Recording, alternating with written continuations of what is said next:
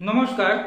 আজ আমি আপনাদের কাছে মেষ রাশির মানুষদের 2024 সালের মার্চ মাস কেমন কাটবে আজকে এই নিয়ে আলোচনা করব। তাই যারা মেষ রাশির মানুষ বা মেষ লগ্নের মানুষ তারা সম্পূর্ণ ভিডিও খুব মনোযোগ সহকারে শুনবেন। এই মাসের ফলে ভিডিওগুলো বানানো হয়ে থাকে সম্পূর্ণ গ্রহদের গোচরের উপর ডিপেন্ড করে। তাই আমি প্রথমে বলবো এই মার্চ মাস 2024 সালে কোন কোন রাশিতে কোন কোন গ্রহের অবস্থান রয়েছে। যেমন বৃহস্পতি গ্রহ অবস্থান করছে মেষের ঘরে, কোন রাশির ঘরে অবস্থান করছে কেতু। শুক্র অবস্থান করছে মকর রাশির ঘরে। আগামী 7ই মার্চের পর থেকে শুক্র গ্রহ মকর রাশির ঘর ত্যাগ করে কুম্ভ রাশিতে অবস্থান করবেন। মঙ্গলদেব অবস্থান করছে মকর রাশির ঘরে। আগামী 16ই মার্চের পর থেকে মঙ্গলদেব মকর রাশির ঘর ত্যাগ করে কুম্ভ রাশিতে গমন করবেন।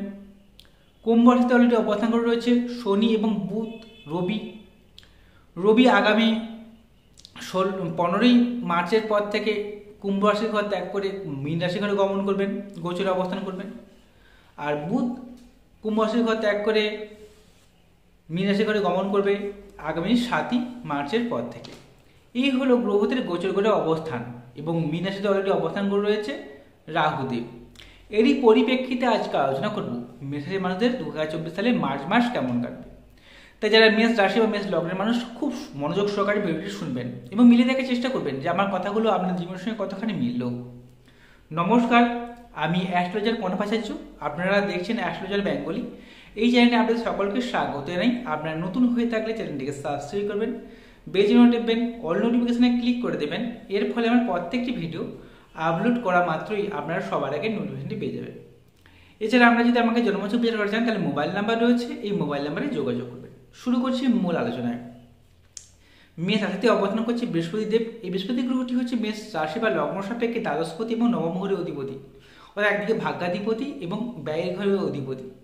রাশিতে থাকার জন্য অবশ্যই ভাগ্যের উন্নতি হবে, ভাগ্যের ডেভেলপ বাড়বে।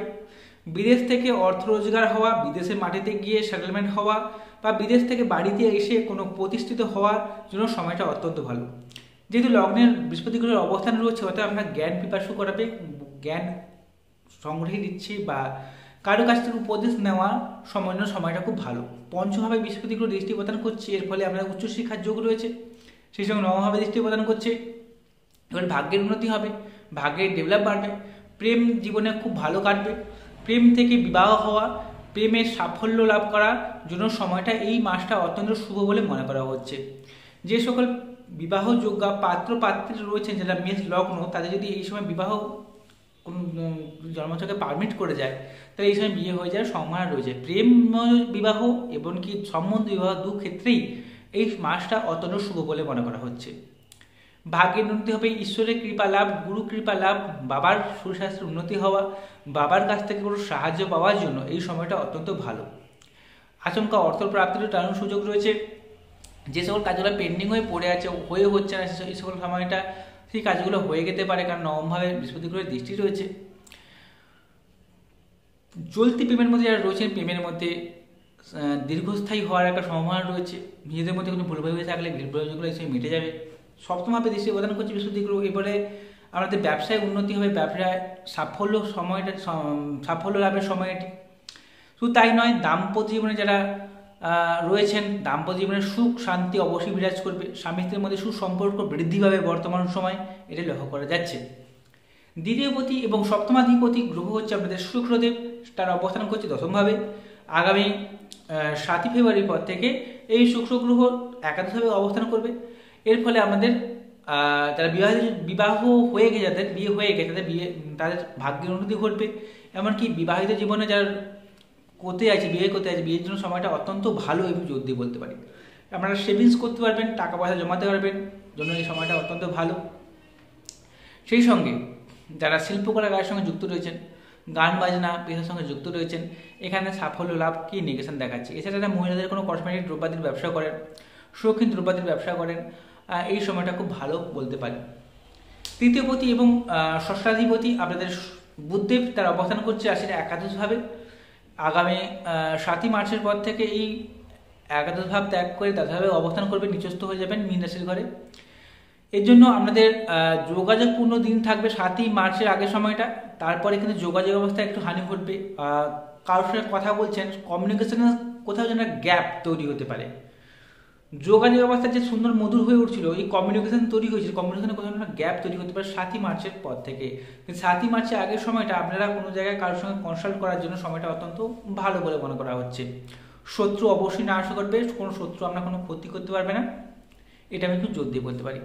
পঞ্চমাধিপতি রবিদেব, তার অবস্থান হয়েছে একাদশভাবে। একাদশভাবে রবির অবস্থান খুব ভালো বলে মনে করা হয়, কিন্তু শনির সঙ্গে যুক্ত থাকার জন্য যার জন্মছকে শনি রবি 20 যোগ রয়েছে, তাদের ক্ষেত্রে একটু সমস্যা সৃষ্টি হবে। কি সমস্যা? আর্থিক উপার্জনের সমস্যা, নিজের বুদ্ধিমত্তার বিকাশ ঘটাতে গিয়ে নিজেই বিপদে পড়ে যাওয়ার একটা সম্ভাবনা দেখতে পাচ্ছি 16ই মার্চের আগের সময়ে। তারপর থেকে এই সমস্যাগুলো থাকছে না। তবে বিদেশে মাটিতে অলরেডি কি সেটেলমেন্ট হওয়ার জন্য সময়টা ভালো 16ই মার্চের পর থেকে। বিদেশ থেকে আর্থিক রোজগার পাওয়া বা বিদেশ থেকে কোনোভাবে কোনো অপরচুনিটি পাওয়ার জন্য সময়টা অত্যন্ত ভালো। যারা সেলসম্যানের কাজকর্ম করেন, ঘুরে ব্যবসা করেন, হকারি করেন, যারা কথা বেচে খান, যারা শিল্পকলা কাজের সঙ্গে যুক্ত রয়েছেন, যারা ফিল্ম মিডিয়ার কাজের সঙ্গে যুক্ত রয়েছেন, যারা দালালি করেন, তাদের জন্য বলবো এই মাসটা, পুরো মাসটাই খুব ভালো, আমি খুব জোর দিয়ে বলতে পারি। ষষ্ঠভাবে কেতুদেবের অবস্থান করেছে। ষষ্ঠভাবে কেতু থাকার জন্য আমাদের গুপ্ত শত্রুকে নষ্ট করবে, ধ্বংস করবে। সেই সঙ্গে গুপ্ত শত্রু আমরা কোনো ক্ষতি করতে পারবে না, কিন্তু বিড়াল, কুকুর বা চতুষ্পদ কোনো প্রাণী থেকে আক্রান্ত হওয়ার একটা ভয় দেখতে পাচ্ছি।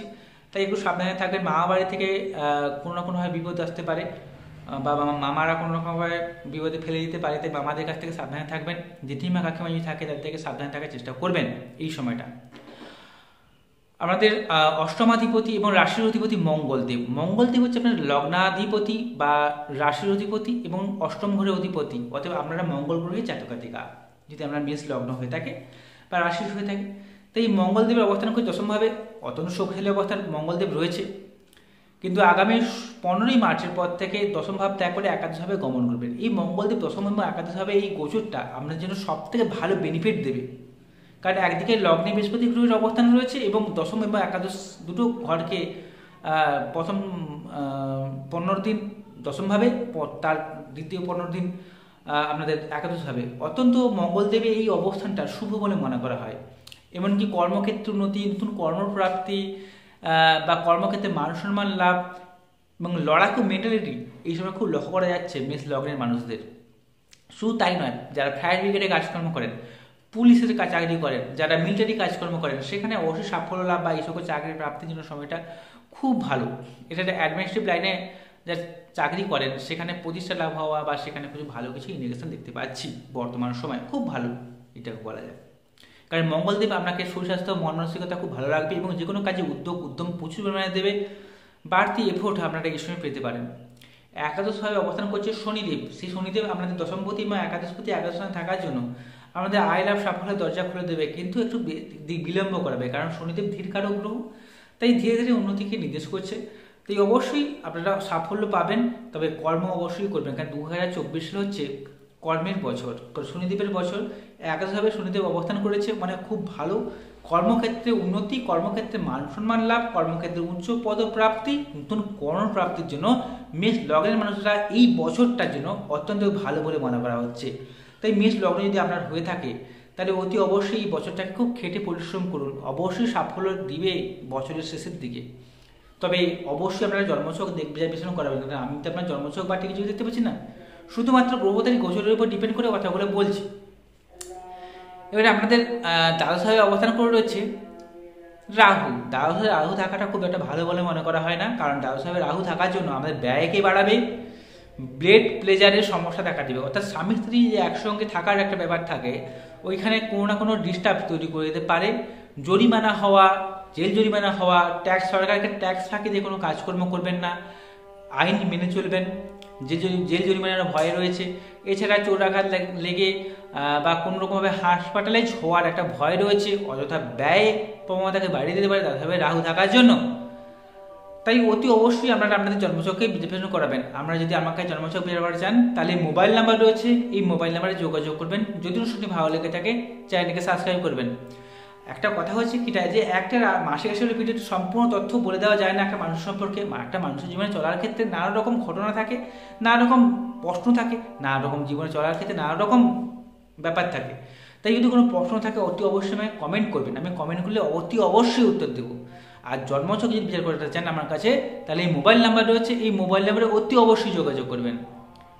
যদি অনুষ্ঠানে ভালো লেগে থাকে চ্যানেলটিকে সাবস্ক্রাইব করতে ভুলবেন না, অবশ্যই সাবস্ক্রাইব করবেন। সাবস্ক্রাইব করলে আমি এই পরবর্তীকালে যে সকল ভিডিওগুলো যে আপলোড করব তার নোটিফিকেশনটি আপনারা পেয়ে যাবেন।